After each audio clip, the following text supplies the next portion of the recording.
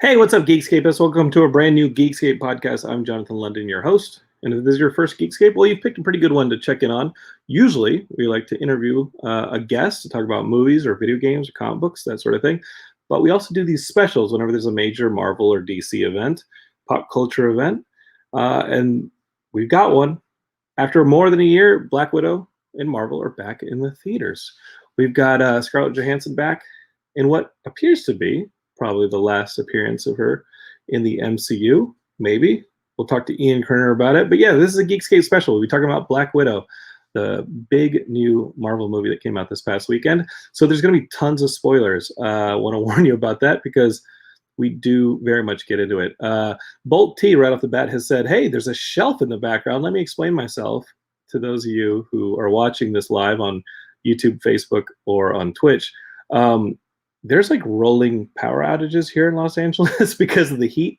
And I wasn't confident that we were going to have power at my house where I normally broadcast. So I came over to my buddy Andy's. Andy, how are you? I'm doing all right, man. My good buddy Andy lives nearby and he has power. So I'm going to broadcast this stream from Andy's. And Andy has a whole like wonderful geek shelf behind me, which just looks awesome. And there's some geek stuff on this side. There's definitely a lot more geek stuff on the other side here in Andy's fortress of geekitude. He's got this one. This is pertinent to the conversation today. Here's a Black Widow Funko Pop from Civil War.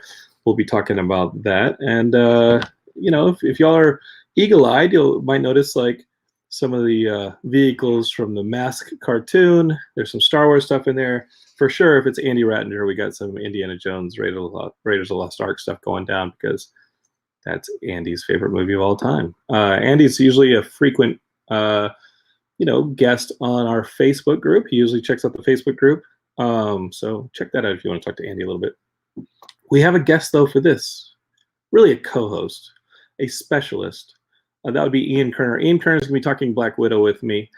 And, when I go see these movies, when I watch these Marvel movies, and it felt good to be back in a theater watching a Marvel film, I'm always like asking myself, what does Ian think about this movie? Like, what does Ian think? And more importantly than that, like, what can I learn from Ian on this stuff? Because Ian is the human comic book encyclopedia. But here's Ian now on the show. And Ian, buddy, this is the Black Widow special. Here we are. We're gonna spoil some stuff. So if you're watching live, you ready to have some Black Widow stuff? Can I just say how nice it was to be seeing a Marvel movie in the theater again? Yeah, and I felt, I don't remember why I couldn't attend with you and Justin, but that's usually the way it goes down. No, I would have loved to go, and y'all got to go to the brand new theater that opened up near us. So yeah. I can't wait to go see a movie in that theater. There's a brand new Regal near us, and it would have been fun to see it, but I had to wait till the next day and see it in the middle of the day if I was going to see it on weekend of release. I couldn't wait to see it. I'm with you, man. I couldn't wait to see a Marvel film back in the theater.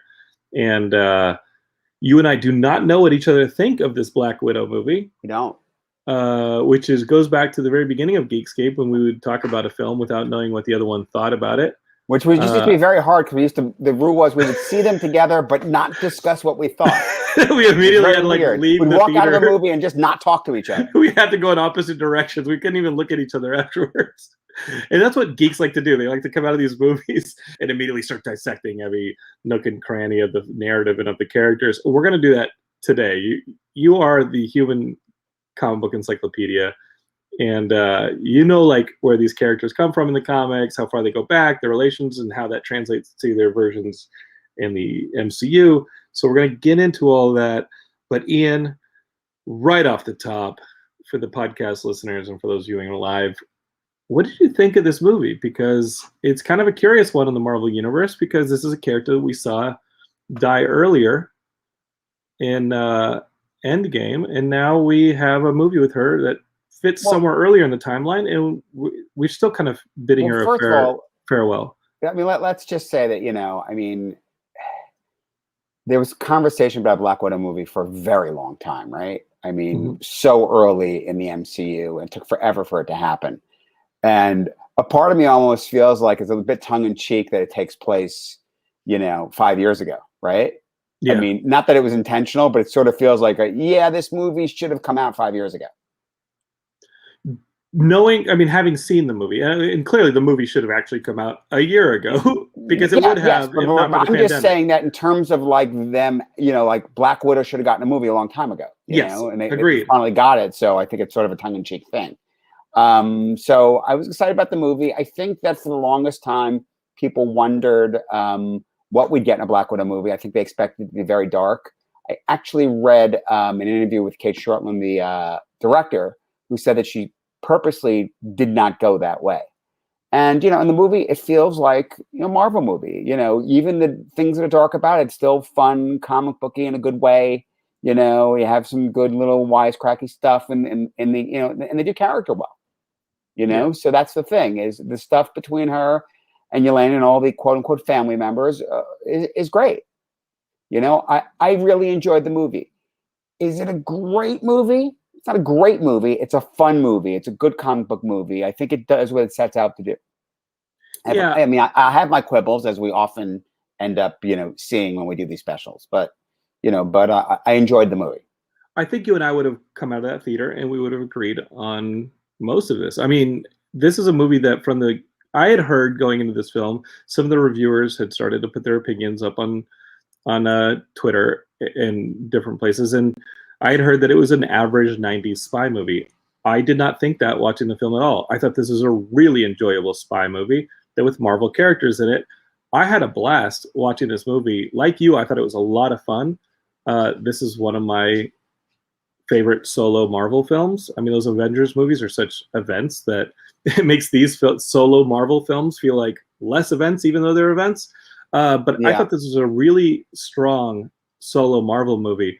And I think they did a really great job of telling this story, which in the comics is a really amorphous story. I mean, Natasha Romanoff has a very, very, there's no definitive origin story for her in the comics because she's had so many different interpretations and redos.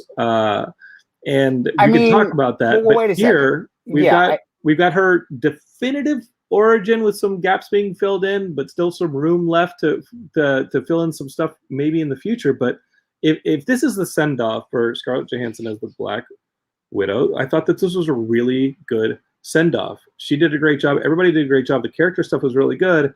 And I thought that the overall anti-patriarchal message of the film and the metaphor of mind controlling women and their bodies being used without their choice and having to free them, I thought was awesome. And in 2021 to have that message, if this movie had come out 5 years ago, yes, it definitely would have still been there. I think in 2021, it's super important. And I thought the movie did a great job of using that metaphor.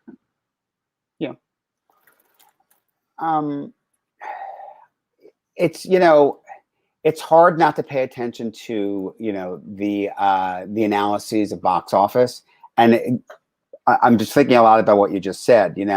It's become this thing like from the get-go, Marvel movies, they're all compared to the last one, everything else. Yeah. I remember when Ant-Man was coming out, it's like, no, Ant-Man was never going to be as big as an Avengers movie. And no one should expect it to be. It doesn't mean it's a disappointment, Right. And same thing with this. But I mean, what's interesting is it's a Marvel movie. It's an event. This has the benefit of, nothing having come out for so long. But of course, what's hurting it is the day and date. Is the coronavirus still being out there? They chose to, I'm sure plenty of people that are watching this special, will not have not gone to the theater. Honestly, I've been conflicted. I was always going to the theater and I'm vaccinated, but my wife was very busy and wasn't able to go. And she still is interested in seeing it. My stepson and I have both seen it already. So I'm trying to decide, do I go to the theater again or do I just buy it? And it's tricky because still it's a big movie. You want to see it on the big screen, but she doesn't care about the action shots, which by the way, I thought were great. I thought the fight sequences were great. I thought the movie was just really well done. Yeah. And what had this director done before, Ian? Do we know? I don't know. Because I thought that was. She was a big indie director. Yeah, I mean, I thought that was handled well. and we can get through it because there's a lot of questions. See, Jonathan, you stumped me with a question I did not expect. But right off the bat, Ian, I just got to tell you, some of these She did people, a movie called Love. Yeah. And Berlin Syndrome. Yeah, these are indie films. Lore. Somersault. But Ian, right off the bat, I have to address some of these comments. Big Yanks is saying, I'm here for sexy Ian. While Bold T says, Ian should have been cast as Cable. Well, they might be redoing Cable, so hold your horses. Cable. No, well, Cable should be really big, you know? Well, tell that to Tom Cruise, all right, pal? Apple boxes do wonders, okay? Don't you worry about that. We'll take care of you. And then Bolt T says, I thought the movie was very good, but it didn't have a holy macaroni moment, and it didn't have that. That's fair. Yeah, you can say that's fair. I thought I was into what I loved the most, Ian, is I like that opening, the mid '90s opening. You start to get a bit of the backstory. It feels like the Americans. I love that, Russian spies hiding out in the U.S. and then they got to go. I love that. Yeah, I love it. I love David Harbour. I didn't expect that, but right away the movie opened up. I'm like, all right. And the casting. Someone told me, I guess that was Mila Jovovich's daughter. Sure. I believe Natasha. She was great. And when David Harbour, instead of like saying David Harbour's character has a super version of super soldier serum in him, you just get him flipping a giant dumpster out of the way, and you're like, okay, now we're partying, and this is a Marvel movie, not just an episode of The Americans. And this is fun, and I'm into this. The next giant action sequence, which I expected to have a lull in the film, was actually the one where Yelena is chasing down the vials. You don't know that they're the vials, you just know that it's something in a briefcase. Mm-hmm. And I thought that was a really good sequence. Not necessarily, I mean, we've seen the rooftop chase in spy movies before, but what was really good about it was it quickly threw you into the plot when she gets that cloud of red dust in her face, and you realize that it woke her up from the mind control that had been done to her in the Red Room. And now that she's awake, she's one of many Black Widows that she has to now kind of deal with, but also the bigger goal of waking them up. And she immediately feels terrible about killing this person, and she has a conscience. The whole mind control aspect is really quickly introduced in that sequence. I thought the opening of this movie was really pretty economic and did a really good job of setting up the plot. And sometimes the openings of these movies are a little bit more laborious and lay a little bit too much ground that you don't need, and the action suffers for it. I don't think that at any point the action suffered for this, for the plot. And I think the only time I was actually lulled out of the movie was when they actually get to the Red Room and they split narratives, where the four characters each have different goals. And I understand Did you think too much was going on? No. I thought exactly what was going on should have been going on. It should have been better communicated. So, for instance, like when the Red Guardian is left to deal with Taskmaster, his wife just goes Splitsville to do a goal that we didn't necessarily know what she was off to do, but they didn't communicate like, hey, I'll cover for you. It was just another gag of he turns around and she's not there. And Yelena's narrative at that point was I guess. Were you fooled about wake them up part? No. The math stuff I thought was really cool and very clever.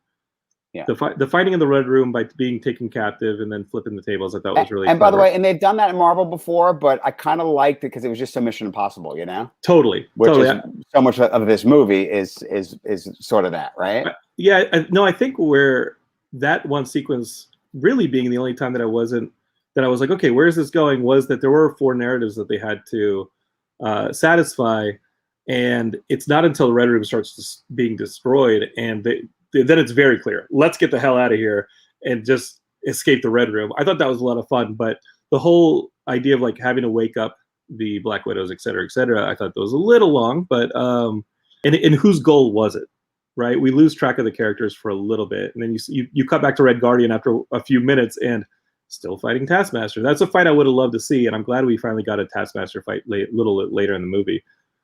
So I have a bunch of things I want to say. I want you to say them.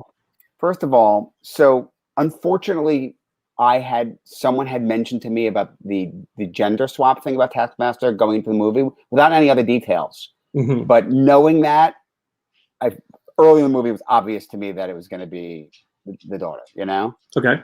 But I watched the movie looking for, okay, is this a problem for me or not?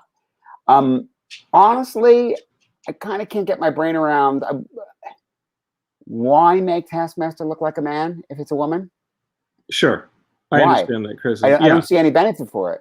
Other than branding from a character that we already know from the comics. Branding But most people don't know it. Yeah. No, wait. Branding for a character. But I'm saying even in story, I didn't see a reason why did a male Taskmaster instill more fear. I mean, and yes, the branding, of course. I mean, I sort of feel like it's like, why did it have to be a woman? Well, because this way she was part of the widow program. That made sense. Mm-hmm.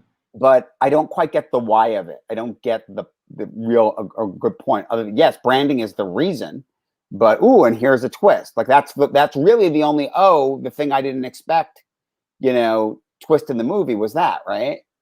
Arguably the mask technology thing, which in the mask was in the background at Melina's, but right. So that I'm struggling with that a bit. Look, here's the thing. When I saw that Taskmaster was going to be in the movie, Taskmaster in comics is a mutant. So right away you have to go, okay, what's going to be the alternate explanation? We had the same thing with Wanda and Pietro, and we saw that it was that they were mutated by the Infinity Stone. So I have a question. You're wearing a Hawkeye shirt, and we know that in the upcoming Hawkeye series, they've cast Echo, whose ability is to mimic fighting abilities after she very fights somebody. Similar to Taskmaster. Identical to Taskmaster. So do they do this to distance from Echo, knowing that Echo's coming up? But maybe, again, we don't know how Echo's going to do it. We don't know what the source of her abilities is going to be. Atomic Anvil does agree with me. I mean, I agree with his sentiments that we got a criminally low amount of Taskmaster. Are we going to see more Taskmaster coming up? While it's possible, I would think not. I felt that they treated that as if she was abused, and it's not exactly the kind of technology and thing that you would want to be doing willfully.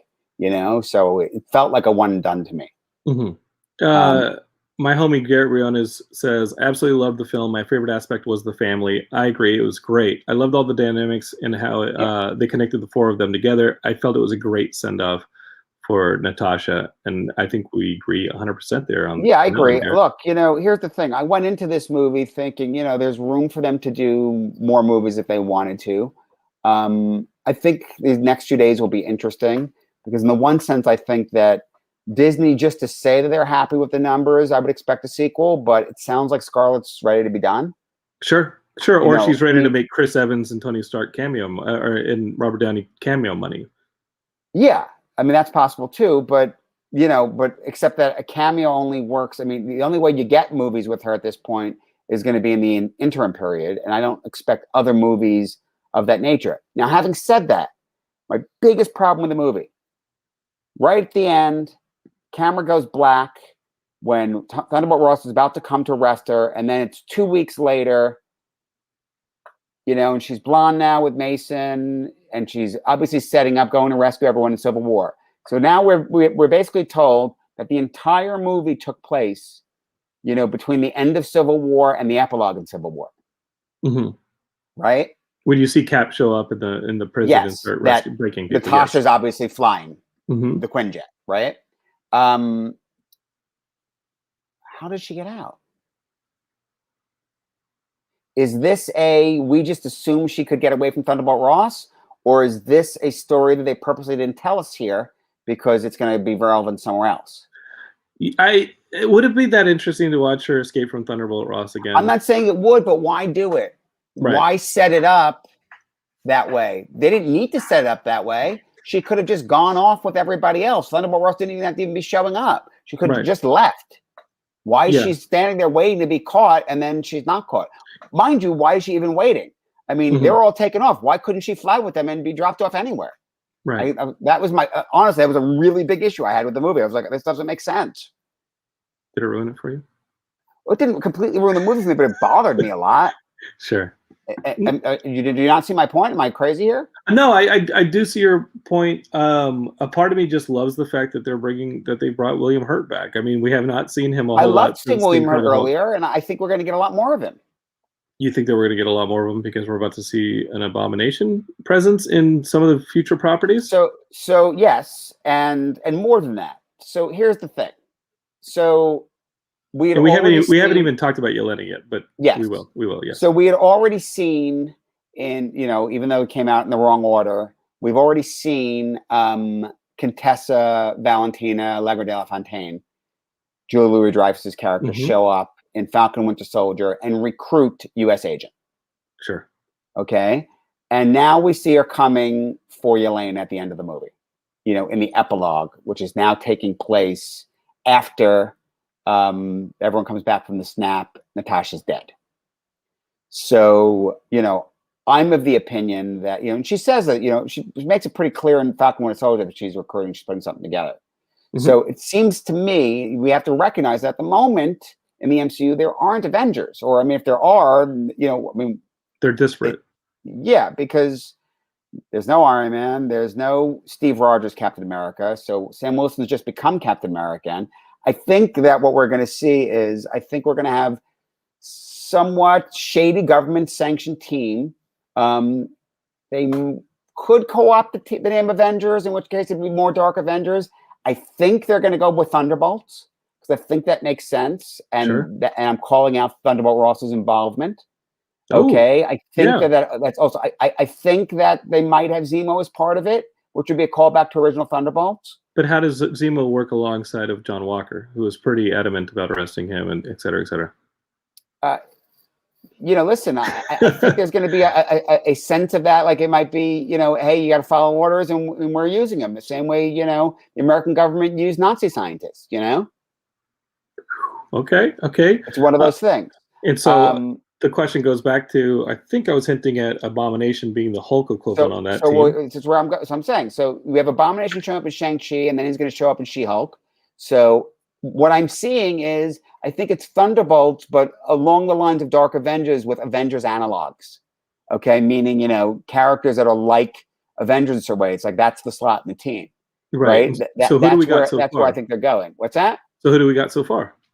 So we have U.S. Agent in the Cap as the Cap analog. We have Yelena as the Black Widow analog. We have Abomination as the Hulk analog.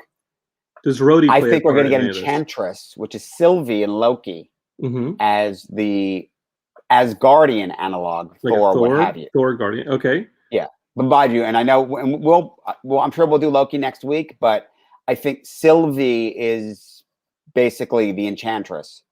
Yes, I mean, it's the Loki thing. She's trying to enchant everything over in that Loki series. Right. Sure. So the Iron Man analog remains to be seen. I don't think it's Rhodey because Rhodey wouldn't go with them. So we're going to get something else. We have both Armor Wars coming up with Rhodey, and we have Ironheart coming up, but I don't see either of them as being on this team. Right. So but there are other options. I mean, look, they're not bringing Mickey Rourke back.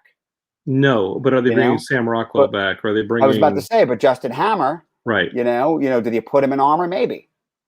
Right. So there's a lot of options that you could do for an Iron Man analog, right? Yeah. Big Yanks actually wants to know. You may know this from some of your friends. What's Mickey Rourke up to, Ian?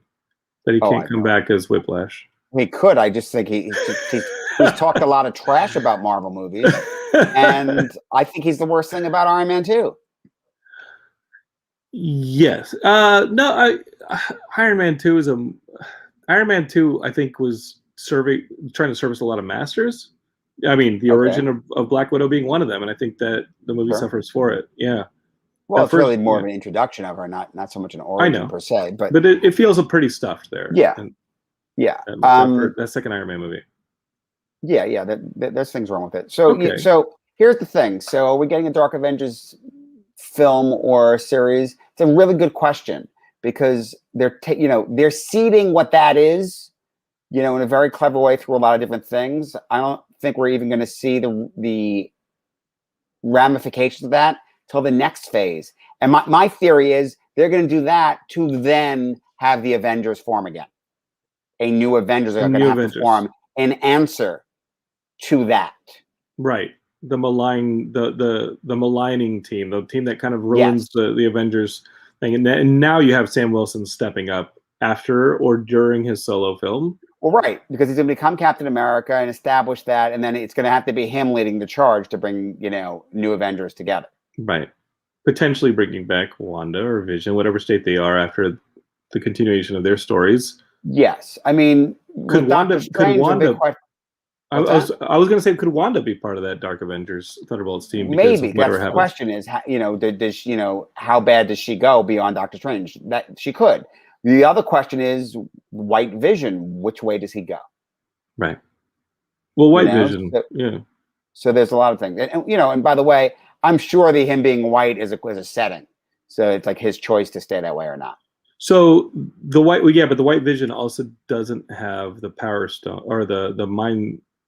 That's right. The Mind Gem. It doesn't have the Mind Gem, and could that be re-downloaded from the Condon supercomputer? Well, listen, him not having the Mind Stone, the theory was, and what Shuri was saying was, most of him is there, so it doesn't affect his powers and his abilities. Right. It just affects his personality. Sure. And the idea of him actually being more than just a computer program, but seemingly at the end there it worked and he is. So I don't think that him not having the stone is going to matter. No, and you can get one from any Yes, TVA Loki can get him one. Yeah, Loki can get one. They're all just. Well, we'll see in a week when we do the Loki special, right? What the status is of all those. And look, and I'll say this now. I mean, I know you haven't said spoilers for Loki, but we're not in episode 6 yet. But Kang's coming. There's no question that Kang is coming. Yeah, I doubt Kang is coming in Loki, but I think he's showing up. I think we're getting at least a cameo. Do you really, friendo? Yes, I do. Dude, it's Chronopolis. It's everything is pointing to Kang. It actually said Kang Industries. Which is a nod to one of the versions. Yeah, right. Everything is screaming Kang. I think we're getting the cameo. The fact that they told us so long ago that he's going to be in Quantumania is because they're already using him. I think we're going to get a hint.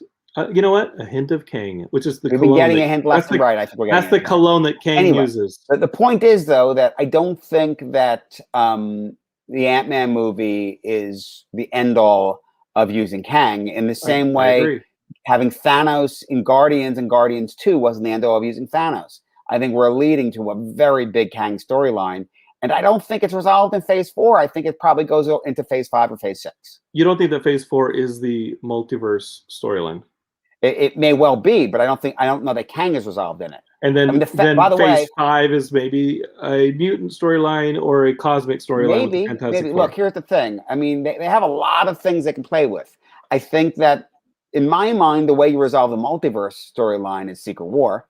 More the recent one with the more recent Hodgepodge Battle World than the original. Yeah, that's a Fantastic Four story, though. It would be a Fantastic Four story. I think so. I think the fact that this phase ends with Fantastic Four, I think, is telling.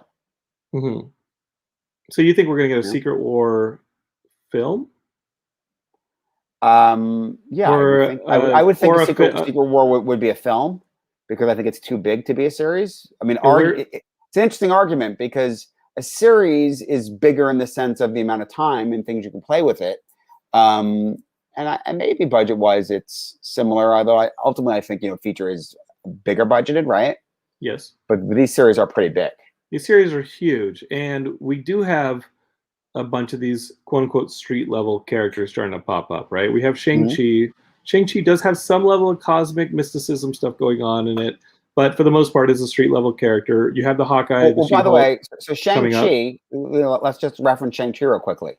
So one of the things that I like that they're doing with Shang-Chi is they're fixing the Iron Man Mandarin issues with 10 rings.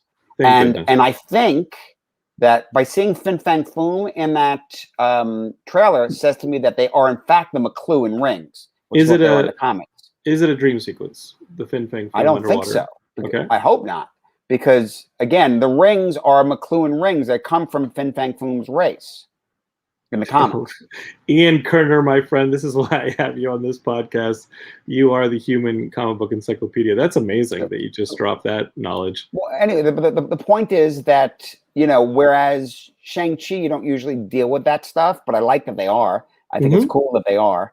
And the fact that Shang-Chi has been an Avenger, I think that that's a way to have him level up. Sure. So yeah, I very much like that. You think he might be an Avenger when all is said and done? That he might Yeah, have a one place on of the team? the what for to use the way Marvel likes to repurpose, and Marvel MC likes to repurpose comic book titles. I think a new Avenger. Sure. And that would be Bendis's new Avenger that has a pretty strange team, including, some classic Avengers by like the the Hawkeye way, and I stuff. mean, But yeah, Spider-Man as an Avenger came from that. Spider-Man right. was an Yes, Avenger other and than Wolverine as an Avenger, and right. you had all these different ones. Are we gonna get Are we gonna get Ronin back? I kind of want to talk about that end title sequence, but I also don't feel like we've been talking about Black Widow at all. Other than the Yeah, fact that we've we been really a little like bit it. all over the place. But but that honestly, that's the interesting thing about this movie. The movie does serve to tie up loose ends and just sort of set things off in other directions. Listen,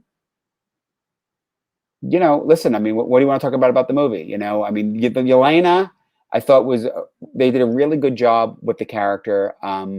In the comics, she was sort of just okay. Also trained in the Red Room and came and was replacing Natasha, because Natasha was no longer with the Russians and eventually went her own way and got at one point she was with Hydra, but now in the comics she's actually working with Natasha with Black Widow. I like the idea that she's her quote unquote sister. She's not her real sister, but she feels sisterly because they actually get to that place of where they sort of are in the comics now. And I think it's a fun dynamic. Listen, personally, I mean, I'd love Natasha to come back. I see, I'm open to the idea of other Natasha, Yelena adventures before Natasha sacrifices herself, because I think they're implied. They're clearly close, more than just what we see on the screen. Even, I don't know, a subtle little Easter egg is that Yelena calls her dog Fanny at the end. Fanny. Yeah. Explain that. Fanny Longbottom. Okay. Was the alter ego that she was given in the movie, right? That's pretty awesome. Yeah. So there's little things there. She's clearly very close. I did not expect. I knew that Yelena was going to show up in Hawkeye. I did not expect it to be that the setup of that she should be hunting him. What's that about? Because we know that Hawkeye changed his mantle in the Hawkeye series, that we then moved from the Hawkeye that we know to the next generation Hawkeye. I think where do you think that whole thing fits? Look, if they're smart, I mean, my favorite, if they're Hawkeye smart, story. We know they're smart. Marvel's been smart. They are, smart. And so I think there's going to get some of the Fraction storyline stuff, which is my nod to that in this T-shirt. Obviously it's Kate Bishop. The very interesting thing I think that we don't talk about a lot is they're basically forming something a cross between Young Avengers and Champions. Again, I think they probably would go with the Champions name, because just calling it Young Avengers is, I don't think, something outside the comics you do, right? Yeah, and I think when you get the Young Avengers, you're going to start getting that newer team, of which Kang was secretly a member of. Well, that's right. You have Iron Lad, which is Young Avengers. Interestingly enough, we have Wiccan maybe showing up. Yeah. Well, we've already seen Wiccan. Yeah. The big point, exactly. Wiccan was one of, for those of y'all who don't know, Wiccan was introduced in WandaVision. She's one of Wanda's kids. Right. And her whole point, her whole purpose in going into Doctor Strange in the Multiverse of Madness is getting her kids back. Right. That's what she's doing with the Darkhold. So the question is, at what age are they going to come back? They already aged so much. Once they're teenagers, they're Young Avengers or Champions, whatever you want to call them. We're getting Ms. Marvel, we're getting Ironheart.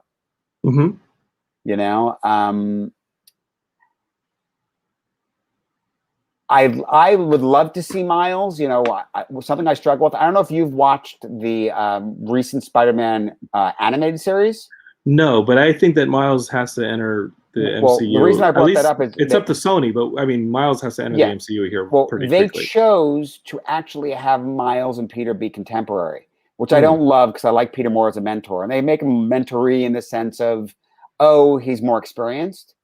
But, I feel like they shouldn't be the same age. And so, it's tricky. Spider-Man's still, as young as he is, in these movies.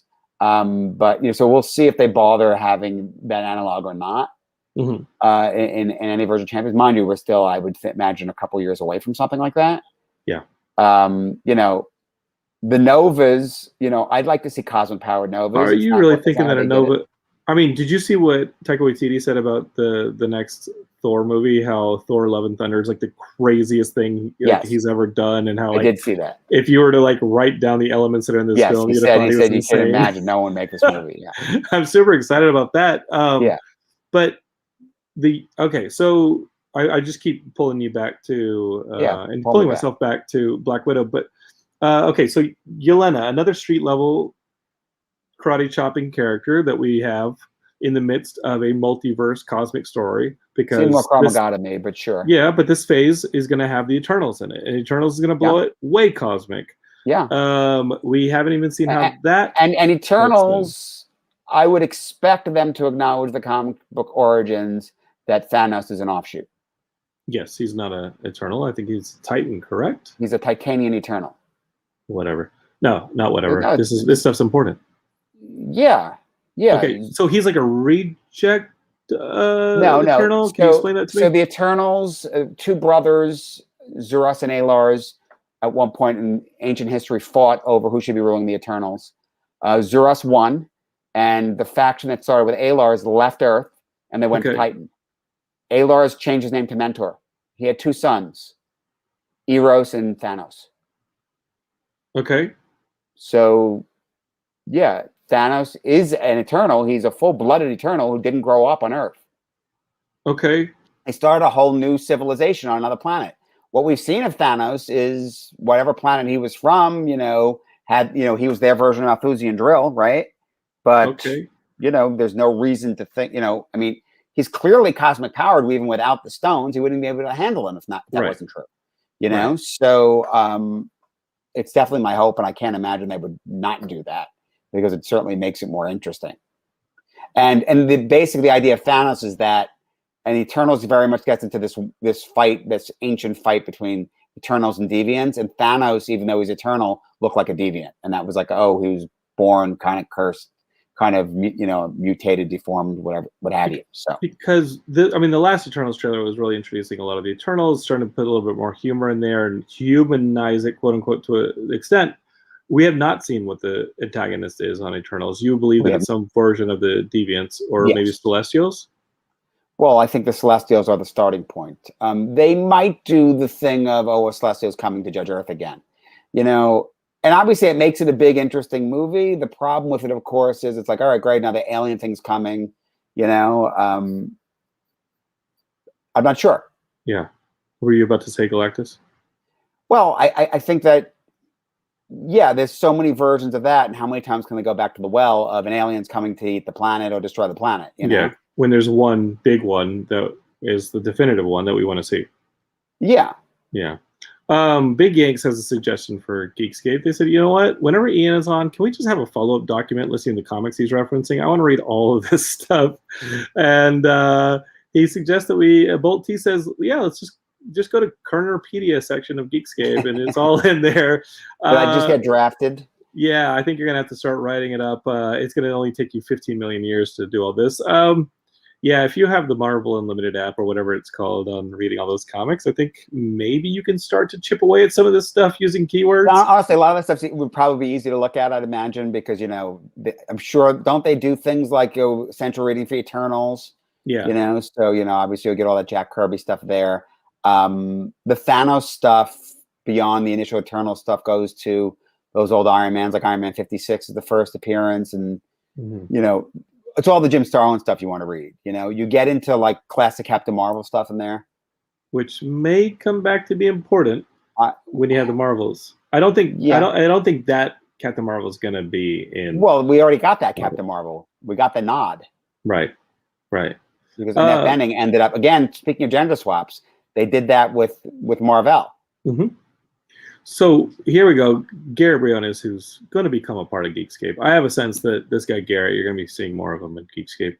He says there's going to be Ronin flashbacks in Hawkeye, but I think he's fully put that persona away. I'd like to see someone else take up the Ronin mantle, because as far as the public knows, he's still Ronin. But by the way, the fact that Echo's showing up may be exactly that. That's what happened in the comics. Mm-hmm. But then again, it can just be the way that we bring Matt Murdock back into the MCU. Well, Yeah. But now, rumor has it that Matt Murdock is showing up in Spider-Man. Sure, I've heard that rumor. But maybe not Daredevil. Maybe just Matt Murdock. Right. He has to do the legalese of the multiverse. Yeah. Big Yank says, okay, like all these people expiring contracts, what's the reasoning behind eliminating the long-term Marvel contracts? I don't think actors want to sign them. I think actors want to have a little bit of I think they want some freedom as to what they can choose to do. And Feige didn't say that they're not going to exist. He said that they're just not going. It's not going to be a rule. It's going to be a case-by-case basis. But yeah, I think that it seems like Joaquin Phoenix is a great example. Though I think that Cumberbatch ended up being a much better Doctor Strange than Joaquin Phoenix would have been. But explain that to me. I don't know that story. Joaquin Phoenix was the first choice for Doctor Strange, and he didn't want to be bogged down by the multi-movie commitment. But personally, that's just it. I think sometimes I get that actors don't like it, but you want that commitment. You want them to use Doctor Strange a lot. Right. You want them to know that they can. So, it's a tricky thing. So I think they're just saying that it's not always a rule that they have to. And they're claiming that, okay, and they'll negotiate as they go. I think not having those deals means that we may end up seeing some characters get recast more often. Whereas while Marvel's been shying away from doing that. Yeah, and as time goes on, we've had a recast of the Hulk. We've had a recast of Rhodey. I mean, these things have happened. Right. I expect them to continue, but I also expect the one-off stories to continue. Having seen 3 Disney Plus series so far, I don't think any of these series get second seasons. I think we just get more little chapters and series. Rumor is that Loki's going to have a second season, but I guess we'll see. This week what that looks like. Okay, here's the second season of Loki. You get the alligator Loki and Throg teaming up, running the cosmos. I like it. I'm in. Ooh, that's what we're getting. I want that. I want Throg and alligator Loki teaming up and just doing their thing. A road tripping across the cosmos. Maybe a little Howard the Duck thrown in there, and let's just get all the different animals. They have the Inhumans, right? I want Lockjaw. Yeah, let's get Lockjaw teleporting them everywhere. Beta Ray Bill jumps in there with his horse head. Let's get all the weird animal. Any of them are from the Thor corner of the universe too. Let's get him in there. By the way, that's a big question. If he's going that big in Love and Thunder, is Beta Ray Bill going to show up? Well, not just Beta Ray Bill, but are we going to get the dog? What's the name of the dog? That just wants to kill everything. Thori. Thori. We get the Thori pit bull dog. I love Thori. We got to get the goats. You know what, Ian? I'll put money down that the goats are showing up. In Love and Thunder. Okay, the goats are showing up. The goats are going back to the Simonson stuff. Yeah, and he's definitely more in Thori's more in the Aaron realm. So I know, but that the Walt Simonson stuff is kind of going to get drawn in, at least stylistically. Even the outfits, a callback, Mm-hmm. But I'm just saying, if you're doing the Walt Simonson stuff, you got to have Beta Ray Bill. Yeah, we already saw his visage on the on the car, but we'll get it. Okay, we got a question from Bold T. He said, did Red Guardian actually fight with Captain America? No. In jail, they proved he was lying, but he asked Natasha if Cap mentioned him after he got rescued. He literally asked Natasha, does Steve Rogers talk about me? It's a deluded ego thing that Captain America would have heard of him and would have had a conversation with Natasha about him because he just he's desperate to believe that he's that big and that important.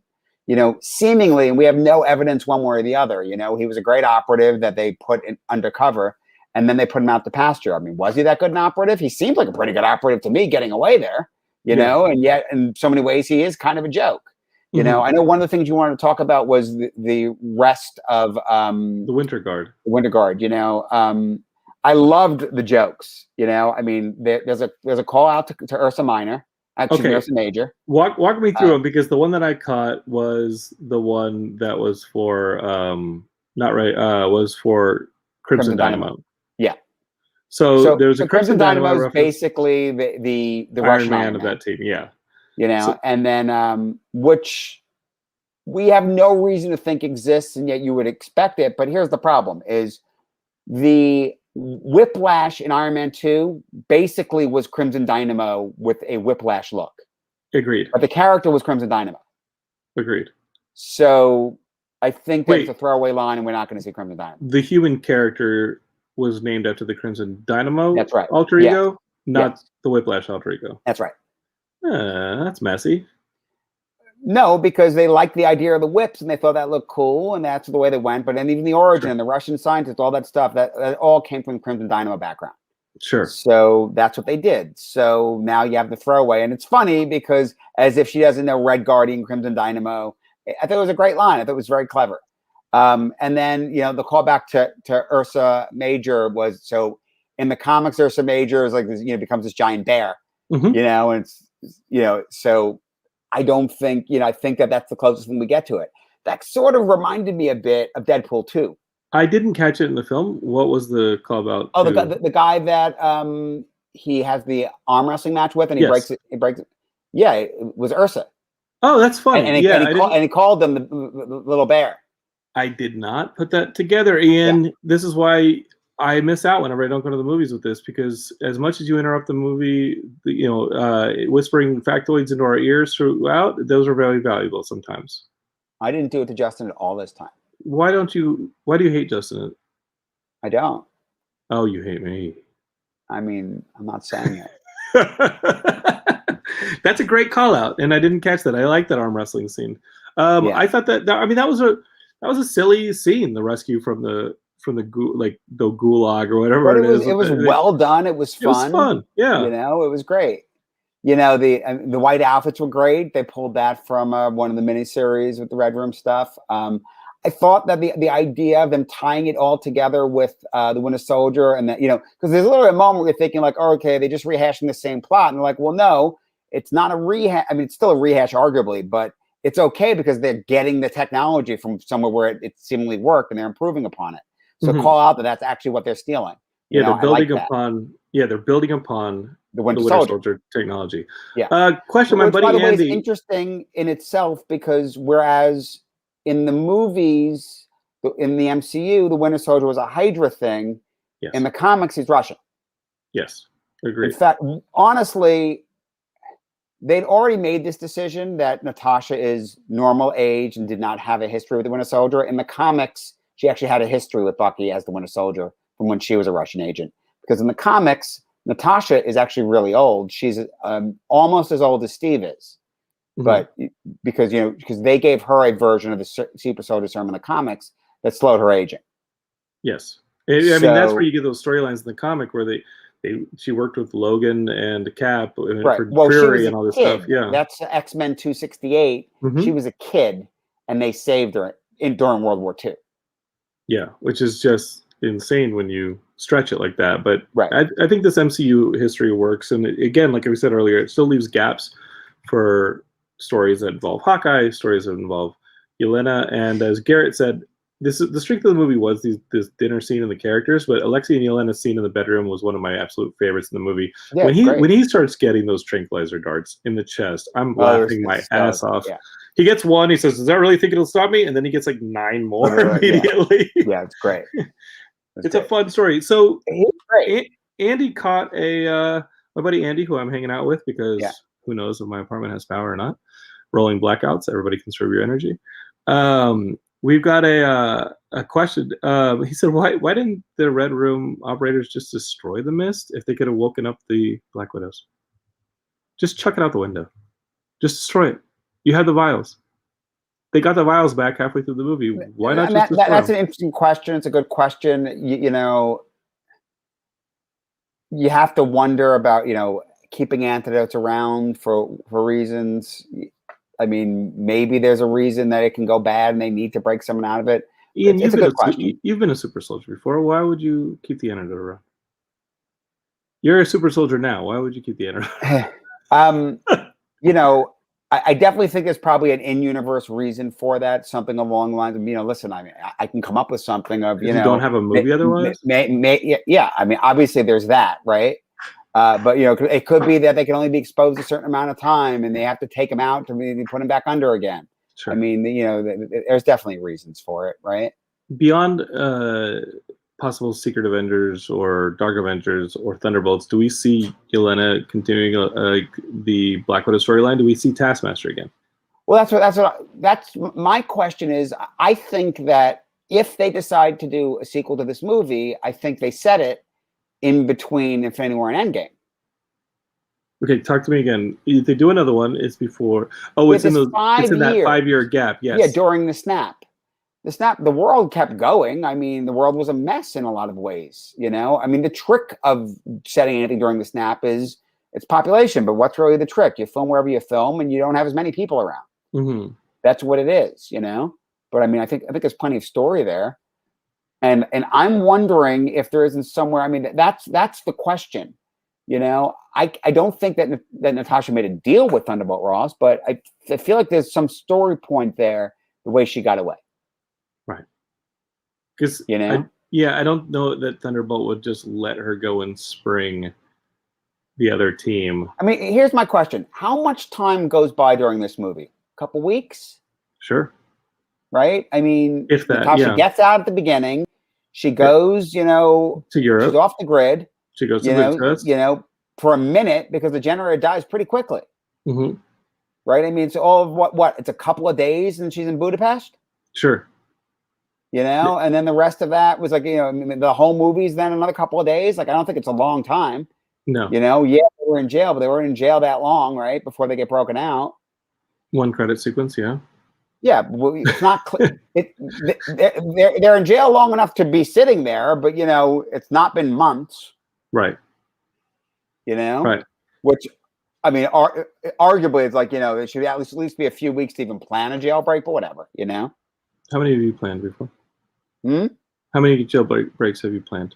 I haven't planned it. It just sounded like you were pretty casual with that response. Ian. Well, you would just think it takes time to get intel and everything else and do it. But, you know, I guess if you're Captain America, it's not really that big a deal. Nah, it just shows up on a Wednesday and is like, yo, let's go get our friends. Yeah. So, Ian, Bolty does want to say, can we see Ian's puppy? If y'all are watching this on Facebook, on YouTube, or on Twitch, you can see on video that Ian's got a sleeping puppy behind him. Yes. And really the question is, Ian, does the puppy have a Marvel name? No. Okay. No. No? That's Francis. Hi, Francis. So you want to say hi? Francis is kind of looking around like, no, y'all are nerds. Are we too nerdy for Francis? No, she's shaking her tail. Okay. Francis she can't hear you. So, you know, Francis she only hears my side. That's why she's shaking her tail. If she could hear my voice, she'd be running out of the room. So, Ian. Well, she knows you. She does. Ian, other things you'd like to add to the special before we wrap things up? And we see you back here in a week. Yeah, we talked about the gender swap. We talked about Abomination, Winter Guard stuff. I mean, yeah, so moving forward, I mean, listen, obviously, I think it's obvious that Yelena and Natasha kept in touch beyond that. Mm-hmm. Frankly, you know, I think that you could do a whole movie in the time that Natasha, you know, that now it's actually post Civil War. Because again, the whole movie takes place between the end of Civil War and the tag. Yes. Right. So we actually don't get, you know, yes, they set up her hair and, you know, and the vest, which is great. And you don't need it, but, you know, you could set a movie that she leaves the rest of them and goes off. Because, you know, I mean, what do we know? We know they're going to end up forming, you know, a base of operations in Wakanda. I mean, you know, it's Secret Avengers at that point, right? Mm-hmm. Mm-hmm. You know, Cap's Secret Avengers is what happened at that point, but we don't see it. Right. You know, then, you know, after Infinity War, they're all pardoned, and Natasha ends up running a team. We know that's, you know, basically it's cosmic, but there's certainly, I'm sure there's stuff on Earth, and, you know, 5 years go by. Yeah, that's the Captain Marvel team with Shuri and right. Now, mind you, clearly Yelena's worked with the Contessa somewhere in that time. Yeah. So I mean, there's things happening. There's missions that people did. There, you know. And targeting Hawkeye, what is that? I mean, obviously, it's. Why doesn't Yelena just color on our bullshit? Titillating is what it is. Whether or not it's really going to be about that or not, you know, it begs the question: does Yelena have any idea of what happened there? Like for me, one of my first thoughts was, well, Clint probably knows all about Yelena from Natasha, I would think. Maybe not, because after Infinity War, Clint is not in it, right? After Civil War, he's up with the family. So he was not in with the Secret Avengers, right? The family dies. We see in Endgame that they've not been in touch. He's been off the grid. So whatever Natasha's been up to and getting close to Yelena again, odds are she never really had an opportunity to communicate any of that to Clint. So that's something I wonder about. Is he going to know all about her and be able to say, hey, no, I know all about you from Natasha, we should be good. But and are the things that Contessa has issues with the Ronin activities or the Hawkeye activities? I think the Ronin activities. But here's the thing. One of the big issues I had in Falcon and Winter Soldier is we don't actually know what the public knows or thinks. Even Steve Rogers, do people think he's dead? Do they think he's missing? When do they think he went missing? What is it people think happened? He turned into Joe Biden. But so he looked like. I mean, very much so. But I'm saying that, but the public doesn't know that. Right. We don't even know if the other Avengers know that. And yet they had that ceremony, so they know something. Yes. They know that he gave the shield to Sam, and seemingly he's not coming back. So do they think he's dead, and how and why? Because mind you, till they see old Steve, they think he's coming back. So likewise, they know that Black Widow died. She sacrificed herself. So, all right, clearly the contestant knows a lot more than you'd think she'd know. Because someone spilled the beans on what actually happened. And now she's twisting that. So, Ian, we're going to start getting the answers to these things. There's a lot of empty slots. Abomination, maybe in Shang-Chi or in She-Hulk. We're going to get the answers to that next phase of Abomination. Right. And we're going to get... Will we get more Thunderbolt Ross there? Probably. Will we get Thunderbolt Ross as the Red Hulk? Oh, Jesus. Wow. I don't know, Ian. I don't have these. I don't know. I don't have answers for you, Ian. You don't? Why not? Because as I said on this show, many times on the main show, when it comes to geekdom, I'm a mile wide and an inch deep. These things gotta cover a lot coming up on Geekscape. I mean, we're getting She-Hulk. Do you want to see Betty Ross back? And do you want a red She-Hulk? Yes. Anything that Harpy cool. thing that we have in Immortal Hulk right now, because it horrifies me. So good though. It's so scary. All right. I want a leader is what I want. I want the leader to start popping Which up. they set That's up. what I want. So, Ian, that's our thoughts on Black Widow. We're going to be back here in a week for Loki, the wrap up on Loki. I want all the you Geekscapists to be a part of that too. So be in there. We had a pretty active chat room today. So thank you everybody who was a part of that. And then we got Shang-Chi, and then we got some Eternals, and then we got What If. What If looks great. There's so much going on here, dude. Awesome. What If looks awesome. On the Geekscape side I don't know of how many things, episodes of What If we're going to get. Do you? No, I think we're going to get 6 or 8, I think. I don't know. Yeah, I'm not sure if they're doing the same thing. It's animated, so it's different. But it looks awesome. Yeah. So Geekscape is on the bookkeeping end of Geekscape. We got a pretty big week. We're launching our blood drive this Friday, and we're having a live stream. We're having Geekscape episode 600. It's going to be a live stream. It's going to be several hours long, culminating in the 600th episode of Geekscape, which you would think I'd be making more noise about that, but there have been so many episodes of Geekscape that I have not counted in numerical order that episode 600 is really, if I look at the number of Geekscapes I've recorded, like this special, that don't have a numerical order on them, there's like 750 of them. So episode of Geekscape is tough. Garrett Briones claims that there are 10 episodes of What If, which makes Jonathan a very happy boy. Oh. I'm excited about that. And so, yeah, this week we have a couple things going on. We got the blood drive in memory of our friend Chris Ellis, the Geekscapist we lost in May. We're going to launch that on Friday. It's going to run for a month. There are ways for you to win prizes and be a part of it if you donate blood or platelets, which will be fun. If you haven't done it, we have a video launching on Friday that tells you all the ways that you can do it and how easy it is. We have Geekscape 600. The live stream is going to involve several of our podcasts. It's going to have some people you haven't seen in a while coming back to Geekscape. Ian, you're always welcome to be a part of Geekscape 600 that night. That's Friday night. You're very popular, though, so maybe not. It's up to you. Some of our other podcasts, though, are having big events as well. Our friends at Femme Regard, our female filmmaking podcast, have launched their Western. They have a Western that's up on their YouTube channel right now, so props to that. Go check it out. It'll be fun. I have to watch it. I think it premieres here in a few hours. But yeah, Geekscape is, you know, all this stuff because you're a member of the Facebook group or the Facebook page. Just search for Geekscape on Facebook. You'll find both. We're on Twitter. We're on Instagram. We're constantly updating things. There's a lot going on. We're 15 minutes into this, or 15 years into this thing. Not 15 minutes. 15 minutes of fame, yes. That passed back in 06. But 15 years of this thing, and we're just going strong.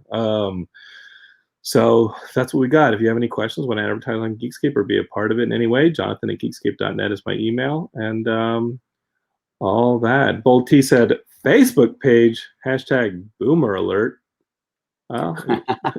Yeah, Ian and I are technically still part of Generation X, so I think in character you say that as I mean, yeah. I'm firmly Generation X. You're I'm in the tail end of Generation X, so I can with authority say, Bolty, who gives a fuck? That's a very Generation X thing to say. Like, yeah, F off. But yeah, this is Geekscape. We love you. Bolt T and Garrett and everybody who's part of the live broadcast. Big Yanks, we don't forget you. And subscribe to Geekscape, share it with your friends, and we're gonna have more of these coming up very quickly. Not just episode 600, but the Loki special in a week. So hope you like your Geekscape. We're Suicide Squad soon too. Suicide Squad looks awesome. Yep. Super excited. And it looks like we're going to have Starro as a villain on screen finally, which is so fucking cool. All right. Geekscape is for Ian Kerner. Geekscape forever. Over and out. Bye. Bye.